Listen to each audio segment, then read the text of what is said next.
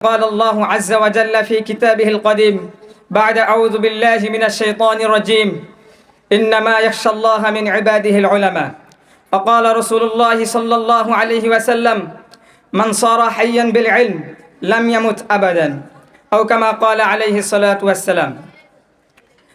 Well, praise is due to Allah subhanahu wa ta'ala. Peace and blessing be upon Muhammad sallallahu alayhi wa sallam. First of all, from the bottom of my heart, I'd like to thank the Honorable President, the impartial judges, the invited guests, the respected teachers, and the beloved students sitting with patience in front of me. Dear audience, the topic of today's competition is the biography of Allama Shamsul Haq Fatwi Rahmatullahi alayhi. I'll try my level best to deliver a short speech about the biography of Allama Shamsul Haq Fatwi Rahmatullahi alayhi in the fixed period of time, inshallah ta'ala. Dear audience, Allama Shamsul Haq Fatwi Rahmatullahi alayhi, he was a great person to all the people of Bangladesh.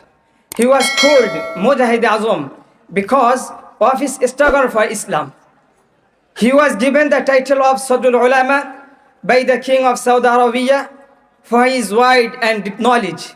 So he was also known as Sadr Shaykh Muzur among all people all over the country.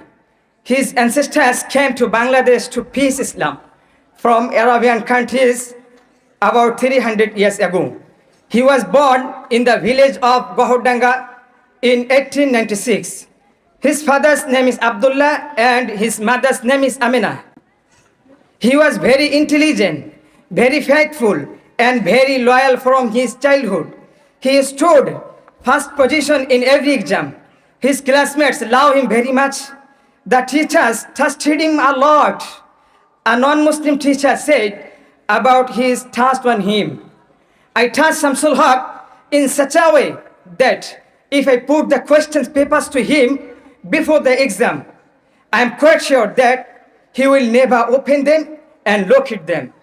Dear audience, he was educated in both of general and Islamic education. He wrote and translated more than 200 books to save Iman and Amal of Muslim Ummah. One of them is Tafsir Haqqani. It contains more than 16,000 pages.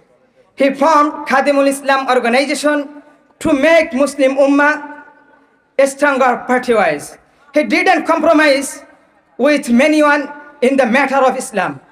Dear audience, in a word, he was the proverbial man as is saying, you got everything in the world, but you didn't get Allah.